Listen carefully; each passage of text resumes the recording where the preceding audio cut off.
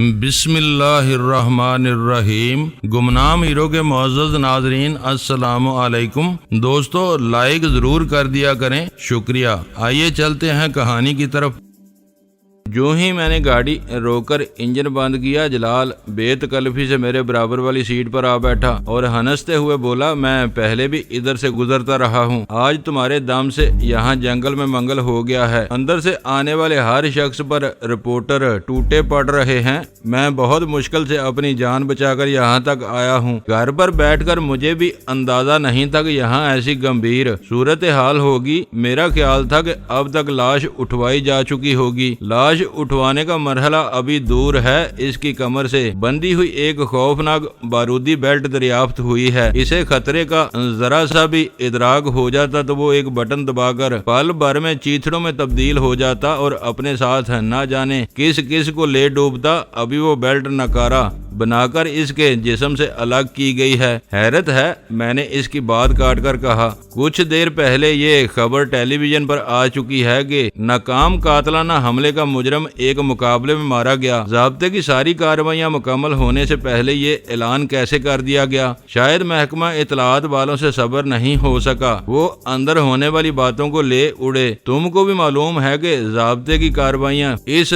خبر کی تردید نہیں کر سکے گی۔ دوسری شہادتوں کے علاوہ صدف مینشن سے چارلی کو بھی یہاں بلوا لیا گیا تھا۔ وہ تصدیق کر چکا ہے کہ مرنے والا اس کا ساتھی ہے۔ اس سے مزید پتہ چلا ہے کہ ان لوگوں کے پاس کوئی بارودی بیلٹ نہیں تھی۔ الفا کو وہ بیلٹ ٹام نے فراہم کی ہوگی۔ بارودی بیلٹ کی فراہمی کے صرف دو مقاصد ہو سکتے تھے۔ اول یہ کہ کسی بھی خطرناک صورتحال سے دو چار ہونے کی صورت میں الفا خود کو دھماکے سے اڑا کر اپنی شناخت کا ہر امکان ختم کر سکے۔ یہ بھی ممکن تھا کہ مجھ سے نمٹنے کے بعد الفا شہر کے کسی مصروف علاقے میں خودکش حملہ کر کے بڑے پیمانے پر تباہی و بربادی پھیلانے کا منصوبہ بنائے بیٹھا ہو۔ اصل مقصد جو بھی رہا ہو، بنیادی نقطہ یہ تھا کہ الفا بہت بے خوف ایجنٹ تھا اور اپنے مقصد کی بھرپور تکمیل کے لیے ذہنی طور پر خودکشی کے لیے تیار ہو چکا تھا۔ مجھے اندازہ تھا کہ جلال اپنی مصروفیات ادھوری چھوڑ کر وہاں تک آیا تھا۔ میں نے اس نقطے پر کوئی بات کیے بغیر کہا، قاسم فشریز کے بارے میں تمہارا کیا پروگرام ہے؟ آج رات 12 بجے قاسم فشریز کے ساتھ روزگار انٹرنیشنل اور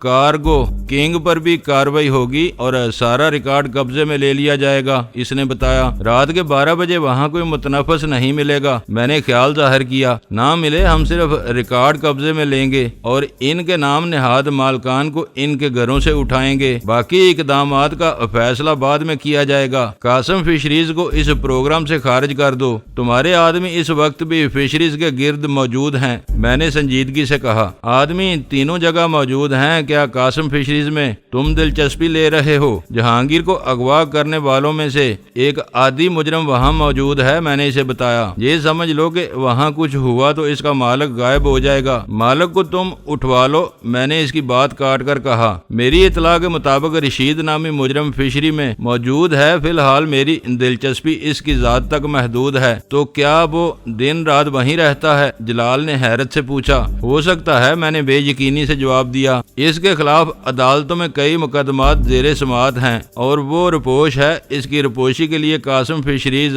ایک بہترین ٹھکانہ ثابت ہو سکتی ہے۔ اول خان کا قیاس ہے کہ وہ وہیں رہتا ہوگا۔ ٹھیک ہے، میں فشری سے آدمی ہٹائے لیتا ہوں، اس نے سوچتے ہوئے کہا، لیکن یہ خیال رکھنا کہ آج کل مچھلیوں کا سیزن ہے، ہو سکتا ہے کہ وہاں عملہ موجود ہو اور کسی مداخلت پر مزاحمت کرنے کی کوشش کرے۔ ان کا سامنا کرنے کے لیے تمہیں نفری کی ضرورت پڑ سکتی ہے۔ اول خان تمہارا ساتھ دے گا۔ رشید کی تلاش پر وہی کام کر رہا ہے، میں نے بتایا۔ اس کے آدمی میرے ساتھ ہوں گے۔ مجھے شبہ ہے کہ جہانگیر کو اسی کارخانے میں رکھا گیا ہے۔ میری دلی دعا ہے کہ تمہاری کوششیں بار آور ثابت ہوں۔ یہ اچھا ہوا کہ تم بر وقت یہاں چلے آئے۔ میرے آدمی اچانک وہاں گھستے تو جہانگیر کو نقصان پہنچ سکتا تھا۔ میں ابھی ان کو ہدایت جاری کر دیتا ہوں، ہو سکتا ہے کہ وہ لوگ اول خان کے آدمیوں کو اس فیکٹری کے آس پاس منڈلاتا ہوا دیکھ کر شش و پنج میں پڑ گئے ہوں۔ میں چلتا ہوں، اب تم سے کل ملاقات ہوگی۔ میں نے مسکراتے ہوئے مسافے کے لیے اپنا ہاتھ اس کی طرف بڑھا دیا۔ اچھا کیا تم خود چلے آئے، اس نے پرتپاک انداز میں مجھ سے ہاتھ ملاتے ہوئے کہا۔ میں لوگوں کے درمیان اس طرح گرا ہوا تھا کہ فون پر کھل کر کوئی بات نہیں کر سکتا تھا۔ وہ گاڑی سے اتر گیا اور میں گھر کی طرف روانہ ہو گیا۔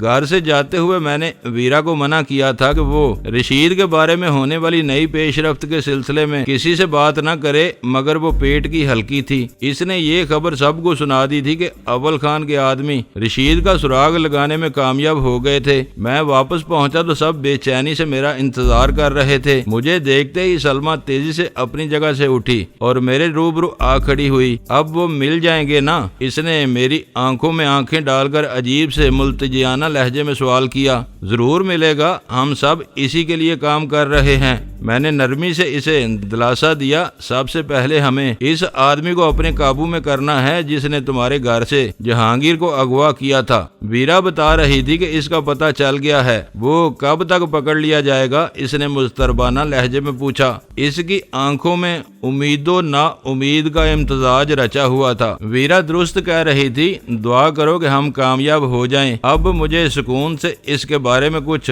سوچنا ہے، میں نے تحمل سے کہا۔ سلمہ آسانی سے میرا پیچھا چھوڑتی نظر نہیں آ رہی تھی۔ ویرا اپنی جگہ پر بیٹھی احتجاجیہ انداز میں وہ تماشا دیکھ رہی تھی، لیکن غزالہ موقع کی نزاکت بانپ کر میری مدد کے لیے آگے بڑھی اور سلمہ کا ہاتھ تھام کر اس کے کمرے کی طرف مڑتے ہوئے بولی، یوں فکر مند ہو کر اپنی جان ہلکان نہ کرو، ان کو آرام سے سوچنے دو، یہ کوئی نہ کوئی راستہ نکال لیں گے۔ سلمہ نے بے بسی سے میری طرف دیکھا اور مجبوری کے عالم میں غزالہ کے ساتھ بولی، کیا تیر مار کر آئے ہو؟ ان دونوں کے چلے جانے کے بعد ویرا نے مجھ سے پوچھا۔ قاسم فشریز سے آئی بی والے اپنا ہاتھ اٹھا لیں گے، میں نے اسے اطلاع دی، اور تم تنہا وہاں جاؤ گے؟ ویرا نے طنزیہ لہجے میں سوال کیا۔ تمہارا دماغ خراب ہوا ہے، میں نے چڑچڑے لہجے میں کہا۔ اول خان اپنے آدمیوں سمیت میرے ہمراہ ہوگا۔ ویری گڈ، اس نے تعریفی انداز میں اپنے سر کو جنبش دی، پھر پوچھا، غزالہ کو تم نے سلمہ خانم کی باندھی بنایا ہوا ہے؟ رہے ہم دونوں تو ہمارے بارے میں تمہارا کیا خیال ہے؟ تمہاری زبان بہت زیادہ لمبی ہو گئی ہے، میں نے اسے گورتے ہوئے کہا۔ غزالہ کو باندھی نہیں بنایا گیا، وہ اپنی دوستی اور میزبانی کا حق ادا کر رہی ہے۔ چلو یوں ہی صحیح، وہ ڈٹائی سے بولی، میں تمہارے ساتھ چلوں گی۔ واقعات نے تیزی سے رخ بدلا ہے، میں نے اپنے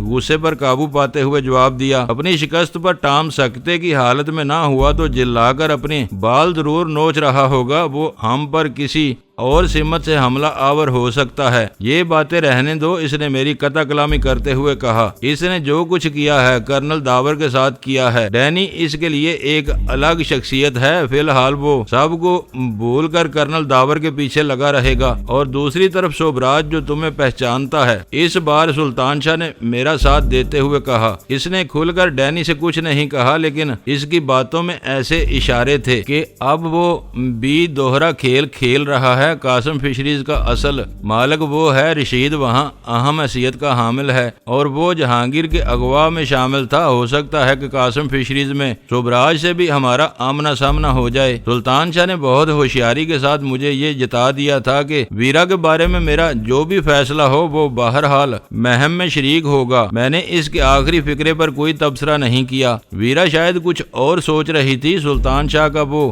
ذو معنی فکرہ اس کے سر پر سے گزر گیا۔ کھانے سے فارغ ہونے کے بعد سلمہ از خود کمرے میں چلی گئی۔ شاید غزالہ اسے یہ سمجھانے میں کامیاب ہو گئی تھی کہ اسے جہانگیر کی بازیابی کے سلسلے میں کی جانے والی کوششوں کو ہماری پرخلوص سبابدید پر چھوڑ کر خود دست بے دعا رہنا چاہیے۔ کھانے کی میز پر بھی اسے چپ سی لگی رہی۔ وہ خاموشی سے سر جھکائے اپنے شکم سیری کرتی رہی۔ اس کی موجودگی میں دوسروں نے بھی سنجیدگی اختیار کرنے کی ضرورت کا احساس کر لیا تھا۔ سلمہ کے بعد ویرا اور سلطان شاہ نے بھی اپنے کمروں کا رخ کیا۔ میں غزالہ کے ساتھ ڈرائنگ روم میں آ گیا۔ سلمہ کی آمد کے بعد اسے پہلی بار میرے ساتھ فرصت سے بیٹھنا نصیب ہوا تھا۔ وہ اس مہلت سے خوش نظر آ رہی تھی۔ وہ جب بھی جہانگیر کے گھر گئی اس نے میاں بیوی کے درمیان تناؤ کی کیفیت محسوس کی تھی۔ میری طرح اس کا بھی یہی مشاہدہ تھا کہ سلمہ اپنے شوہر کی بلا نوشی سے عاجز تھی اور ہر وقت اس پر تنقید کرتی رہتی تھی، جبکہ جہانگیر اس کی ذرا بھی پرواہ نہیں کرتا تھا۔ ایسا معلوم ہوتا تھا جیسے وہ دونوں اپنے مقدر کے بندھن کو زبردستی گزار رہے ہوں۔ اپنی چھت کے نیچے غزالہ نے سلمہ کا ایک بدلا ہوا روپ دیکھا تھا۔ وہ حیران تھی کہ اپنے شوہر کی حرکتوں سے نالاں رہنے والی وہ عورت جہانگیر کے اغوا پر غم و واندہ کے ایسے اتھاہ سمندر میں ڈوب کر رہ گئی تھی جس سے باہر آنا اس کے بس سے باہر تھا۔ وہ برائی ہوئی آواز میں اپنے شوہر کی ایک ایک حرکت کا ذکر کرتی تھی اور پھر اپنی بے بسی پر پھوٹ پھوٹ کر رونے لگتی تھی۔ سلمہ کی دردناک گریہ زاری غزالہ کے پورے وجود کو ہلا کر رکھ دیتی تھی۔ اسے مان لینا پڑا تھا کہ مشرقی میں ازدواجی بندھن کے رموز ہی نرالے ہوتے ہیں جن کی اتھا تک پہنچنا ہر کس و ناقص کے باس کی بات نہیں تھی۔ میں غزالہ کے ساتھ باتوں میں مصروف رہا۔ ہماری گفتگو کے موضوعات بار بار بدل رہے تھے۔ میں اس کی ذات کو موضوع سخن بنائے رکھنا چاہ رہا تھا اور وہ بار بار دوسری باتیں چھیڑ رہی تھی جن میں ہمارے سرکردہ دشمنوں کے تذکرے بھی شامل تھے۔ سچ سچ بتاؤ گے کبھی میرے دشمن مجھے یرغمال بنانے میں کامیاب ہو؟ میں نے موقع پا کر ایک مفروضے کا ذکر کرنا چاہا لیکن غزالہ نے بکھلا کر میرے دانے پر اپنی نرم و نازک ہتھیلی جما دی اور گھبرائی ہوئی آواز میں بولی، اللہ آپ کو ہمیشہ سلامت رکھے، آپ کی بلائیں مجھے دے دے، ایسی بدفعال منہ سے کیوں نکال رہے ہیں؟ میں نے بے اختیار اس کی گداز ہتھیلی چوم لی۔ اس نے یوں اچانک اپنا ہاتھ پیچھے کھینچا جیسے میرے ہونٹوں سے اسے کرنٹ لگا ہو۔ کوئی بھی ہمیشہ فاتح نہیں رہتا۔ میں نے اس کی آنکھوں میں آنکھیں ڈال کر کہا،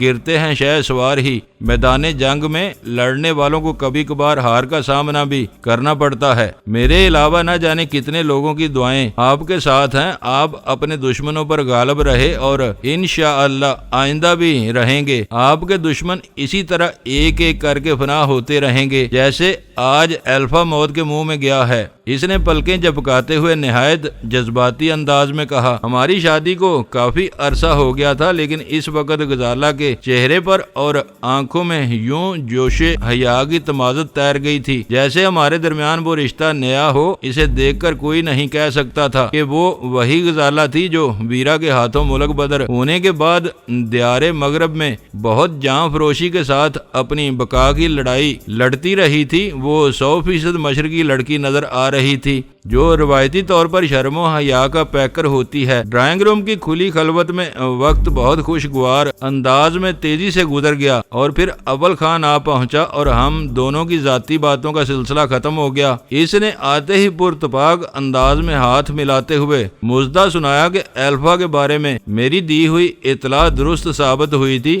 شہر کے انتظامی شعبوں پر آیا ہوا دباؤ یک لخت ختم ہو چکا تھا اور وہ ہر طرف سے بے فکر ہو کر وہاں آیا تھا۔ جہانگیر کو اغوا کرنے والوں کی طرف سے کسی خطرناک اقدام کے پیش نظر ایس ٹی ایف کے دونوں اہلکاروں کو گھریلو خدمات سے سبکدوش کر کے فوری طور پر چھت پر مامور کر دیا گیا تھا۔ اس لیے کچن وغیرہ کی ذمہ داری ایک مرتبہ پھر غزالہ اور ویرا کے سر آ گئی تھی۔ عام دنوں میں ویرا بہت لیتو لال سے کام لیتی تھی اور کاموں کا زیادہ بوجھ غزالہ کو اٹھانا پڑتا تھا، لیکن اس بار ویرا کو یہ احساس تھا کہ غزالہ سلمہ کے ساتھ الجھی ہوئی ہے۔ اول خان کی آواز سن کر وہ اپنے کمرے سے نکل آئی اور جب اس نے اپنے معمول کے مطابق گرما گرم چائے کی فرمائش کی تو ویرا رضاکارانہ طور پر کچن کی طرف چلی گئی۔ اول خان کے لیے الفا اور ٹام کی کہانی خاصی حیران کن ثابت ہوئی۔ اسے توقع نہیں تھی کہ الفا تک رسائی اتنی آسان ثابت ہوگی۔ شبراج سے مایوس ہونے کے بعد اس نے جن لوگوں پر انحصار کیا ان کا ماضی قابل رشک نہیں تھا۔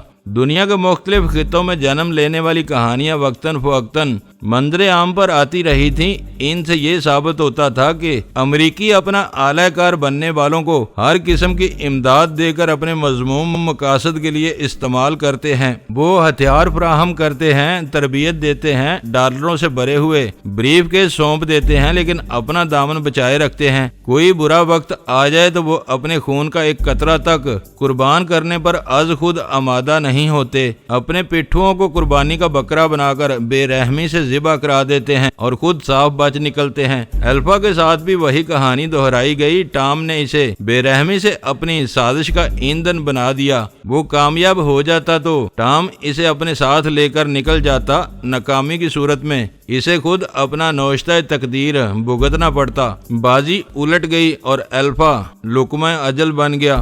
तुम इसका मंसूबा समझ गए थे तो तुमने इसे इतनी आसानी से क्यों निकल जाने दिया? तुमको इसे वहीं ठिकाने लगा देना चाहिए था। अव्वल खान ने अपनी राय का इजहार किया। होने वाली बातें तेजी से रूनमा होती चली गई थीं। नताइज सामने आ चुके थे जो हौसला अफजा साबित हुए थे, लेकिन इन वाकयात पर किसी से तफसीली गुफ्तगू की नौबत नहीं आई थी। अव्वल खान ने वो बात निकाली तो मैं फौरी तौर पर इसे कोई जवाब नहीं दे सका। मैंने नेशनल स्टेडियम की सुनसान पार्किंग में रूनमा होने वाले इस वाक़े की जुज़ियात को अपने जहन में ताज़ा किया और कहा, इसके अज़ाइम नेक नहीं थे। इससे मेरी तल्खो तुर्श बातें भी हुई, लेकिन इसने खुलकर ये इंदिया नहीं दिया था कि वो मुझे मरवाने की कोशिश भी कर गुजरेगा। अगर वो ऐसी कोई बात कहता तो मैं इससे मुकाबले की तैयारी कर चुका था। इसके मजीद कुछ कहने सुनने की जरूरत ही नहीं थी। तुम इसकी बातों से इसके इरादों का सही अंदाजा लगा चुके थे। ये बाद के वाकयात से साबित हुआ कि मैं सही सिमत में सोच रहा था। इस वक्त वो सिर्फ अंदाजा था। झाड़ियों में इसका गनमैन छुपा हुआ था। इसने मुझसे गाड़ी से उतरने के लिए कहा तो मैं तजब्जब में था।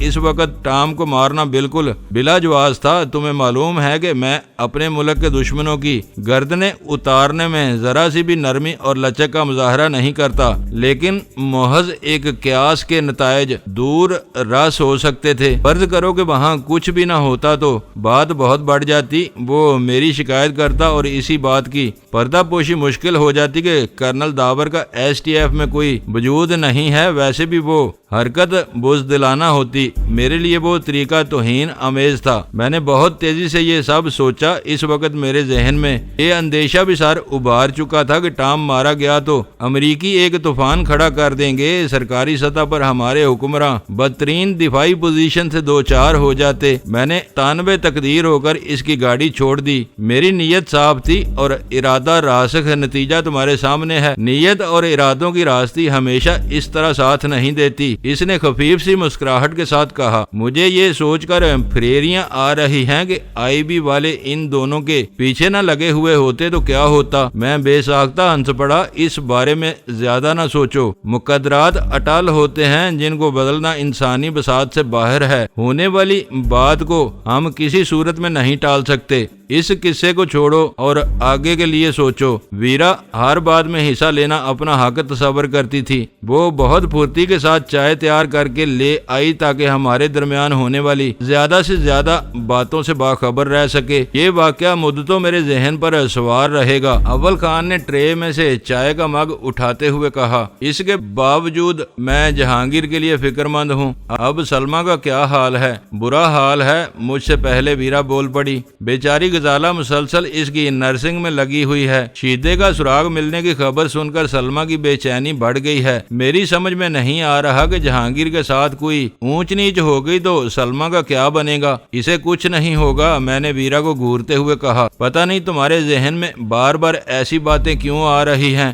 कासिम फिशरीज के गिर्द मंडलाने वाले लोगों के बारे में क्या खबरें हैं? अव्वल खान ने मेरी तवज्जो अपनी तरफ मबजूल कराते हुए सवाल किया। वो IB के आदमी हैं। आज रात 12 बजे शुभराज के तीनों इदारों पर अंबिया के वक्त छापे मारे जाएंगे। मैंने दानिस्ता अपनी बात अधूरी छोड़ दी। तुमने जलाल को शीदे के बारे में जरूर ब्रीफ कर दिया होगा। अव्वल खान ने अपनी जगह पर पहलू बदलते हुए मुस्तरबाना लहजे में पूछा। इस पर बहुत एहतियात से हाथ डालना होगा। वो बचकर निकलने में कामयाब हो गया तो हम जहांगीर का हर सुराग खो देंगे। अब कड़ियां मिल गई हैं कि जहांगीर के अगवा में शुभराज के आदमी मुलव्वस हैं, तो क्या ये मुमकिन ممکن نہیں کہ سوبراج جہانگیر کو اپنے ساتھ لے کر پاکستان سے نکل گیا ہو۔ ویرا بولی، تمہارے ذہن پر مسلسل منفی امکانات کیوں سوار ہیں؟ میں نے رکھائی سے پوچھا۔ تم کوئی اچھی بات کیوں نہیں سوچ سکتی؟ میں خوابوں کی دنیا میں نہیں رہتی، حقائق پر نظر رکھتی ہوں۔ سوبراج تم سے کہہ چکا ہے کہ اس وقت وہ کراچی سے سینکڑوں میل دور بیٹھا ہوا تھا۔ جہانگیر اس کے لیے اہم ہے، وہ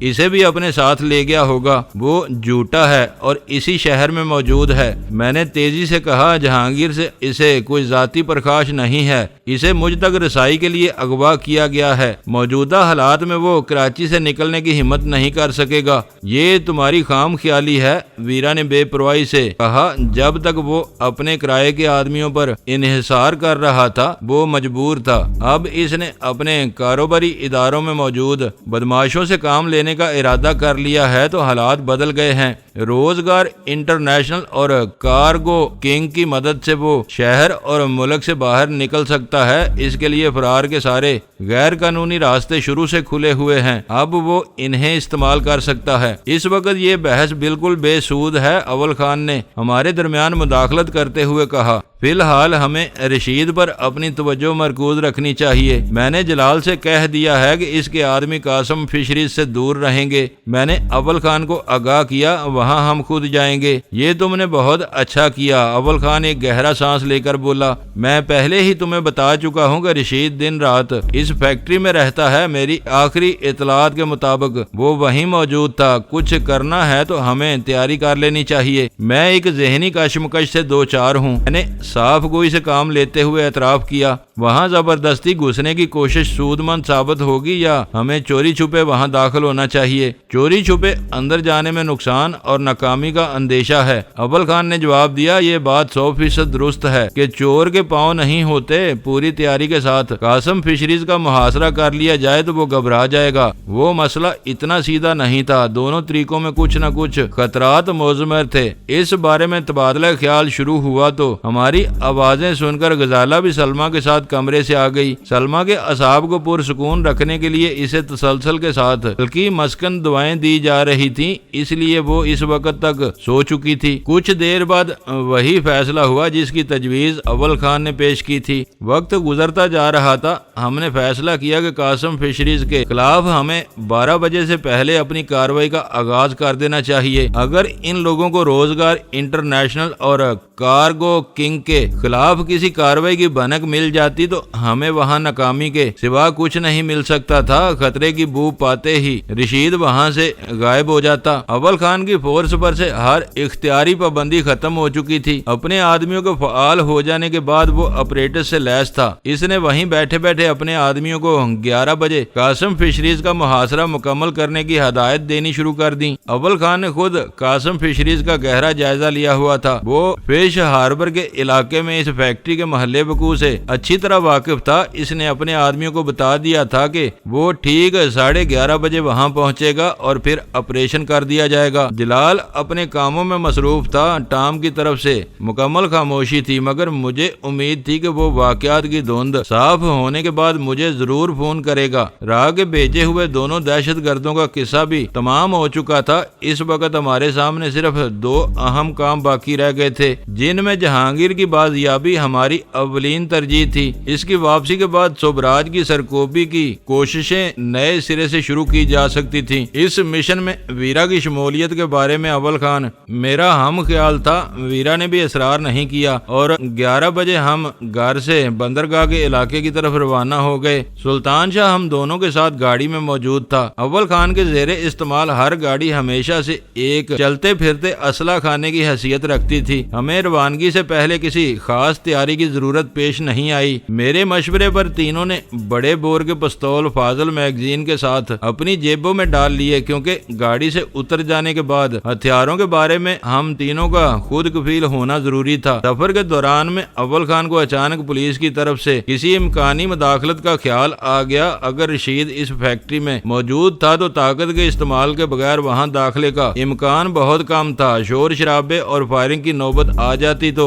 पुलिस वालों की बे वक्त मुदाखलत से हमारा खेल बिगड़ सकता था। इस बारे में इनका ब्रीफ किया जाना जरूरी था। अव्वल खान ने अपने मोबाइल फोन पर किसी आला पुलिस से राब्ता किया, अपने तारफ के बाद अपना खुफिया शिनाख्ती कोड बताया और फिर फिश हार्बर के इलाके में अपने मुजव्वजा ऑपरेशन के बारे में ब्रीफ करते हुए ये ख्वाहिश जाहिर की कि पुलिस फोर्स इस मामले से दूर और लातल्लक रहे। शहर में अमन व अमान के क़याम की बुनियादी जिम्मेदारी पुलिस की होती है और अव्वल खान का मुखातब कोई आम थानेदार नहीं बल्कि शहर का कोई कोतवाल था। इसलिए अव्वल खान को अपने मिशन की नौयत के बारे में इसके कुछ सवालों के जवाब देना पड़े। दूसरी तरफ से पुलिस की अदम मुदाखलत की यकीन दहानी हासिल करने के बाद अव्वल खान ने फोन बंद कर दिया। कराची के बारे में कहा जाता है कि यहाँ रातें जागती हैं, लेकिन इस कहावत का इतलाक शहर के गिने चुने इलाकों पर होता है। शहर के खालिस कारोबारी इलाकों में रात अपने वक्त से डेरे डालती है और सड़कें सुनसान होने लगती हैं। इस वक्त M.A. जिनार रोड पर ईदगाह से आगे सन्नाटे का राज था, जो हमारे आगे बढ़ने के साथ गहरा होता जा रहा था। हम मुकर्ररा वक्त से पहले फिश हार्बर के इलाके में दाखिल हो गए, जहां फजा में मछलियों की मखसूस बसांत रची हुई थी। इस इलाके में सुबह पौ फटने से पहले चहल पहल का आगाज होता है, जो रात गए तक इंसानी रौनक और सरगर्मियों की सूरत में बरकरार रहती है, मगर इस वक्त वहां भी तकरीबन सन्नाटा ही था। हम मछली को मुंजमद करके पैक और बरामद करने वाले कारखानों के इलाके में दाखिल हुए तो कासिम फिशरीज का बोर्ड दूर ही से नजर आ गया। रात की सुकून फजा में इस इलाके में मशीनों की हल्की सी गूंज रची हुई थी, जो वहां मौजूद बर्फ खानों में जिंदगी के आसार का पता दे रही थी। समंदर से आने वाली मछलियों को बरामद के मरहले तक महफूज रखने के लिए इन कारखानों के कोल्ड स्टोरेज या बर्फ खाने दिन रात मसरूफे कार रहते हैं। इन मशीनों की देखभाल के लिए रातों में वहां जरूरी अमले की मौजूदगी भी नागुजीर होती है। मुझे तवक्को थी कि रशीद जैसा बदमाश रात को अपनी फैक्ट्री में अकेला नहीं रहता होगा। जरूरी अमले में इसके मतलब के ऐसे मजबूत आदमी जरूर शामिल होंगे जो किसी बुरे वक्त में इसके काम आ सकें। अव्वल खान ने मतलूबा फैक्ट्री का बोर्ड नजर आते ही अपनी गाड़ी की रफ्तार कम कर दी थी।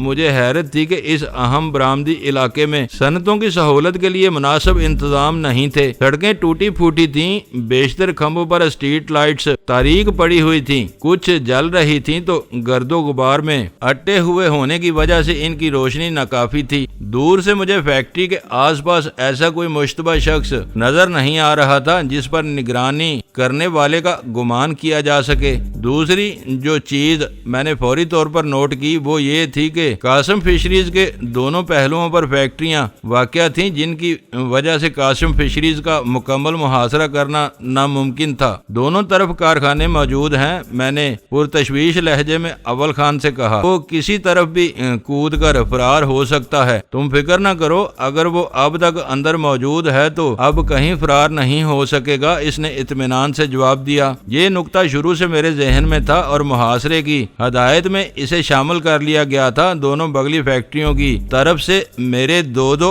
आदमी फिशरीज में कूद चुके होंगे। जब तक कोई इन सिमतों से फरार होने की कोशिश नहीं करेगा, वो खामोशी से अपनी कमीगाहों में दुबके तमाशा देखते रहेंगे। दोस्तों, वीडियो को लाइक जरूर कर दिया करें। ISI पाक आर्मी जिंदाबाद, पाकिस्तान पाइंदाबाद। मुअज़्ज़ज़ नाज़रीन, अपना ख्याल रखिएगा और अपने इस चैनल का भी शुक्रिया।